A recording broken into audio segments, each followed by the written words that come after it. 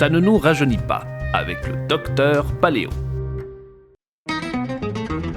Bienvenue à tous, docteur Paléo au micro pour vous parler de paléontologie et d'espèces disparues.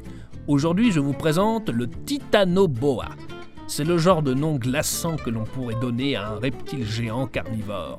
Or, ce n'est pas un dinosaure comme Carnotaurus, ni un ptérosaure comme Pteranodon, c'est un ancien serpent géant de la famille des boas.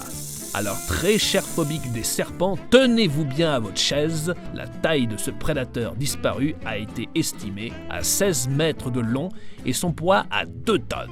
Cela équivaut à 2 fois la longueur d'un anaconda, le plus grand serpent actuel, ainsi qu'au poids d'une femelle hippopotame.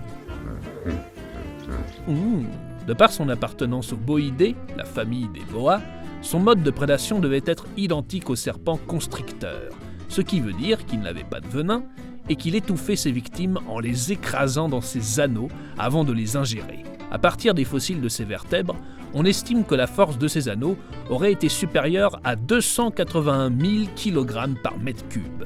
Même le plus gros crocodile du Nil aurait pété comme un biscuit face à ce super prédateur. Comme pour le Carnotaurus, il n'a été décrit qu'une seule et unique espèce de Titanoboa, Titanoboa cereronensis. Son nom d'espèce fait directement référence à la mine de Cerreron, en Colombie, où il a été découvert en 2007.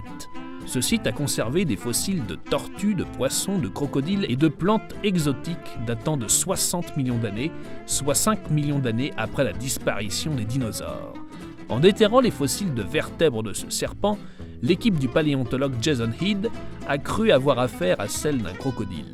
Mais quand le jeune étudiant Alexander Hastings et son camarade Jason Bourke, et pas Bourne, identifia l'une des vertèbres appartenant à un serpent, les cargaisons furent mis sans dessus-dessous pour retrouver les restes des vertèbres. L'entièreté du squelette fut modélisée sur ordinateur, ce qui permet d'établir tout ce que je vous ai raconté sur ce grand prédateur. Nous nous quittons là-dessus et je vous retrouve la semaine prochaine pour une nouvelle espèce disparue. À très bientôt, je ferme le micro.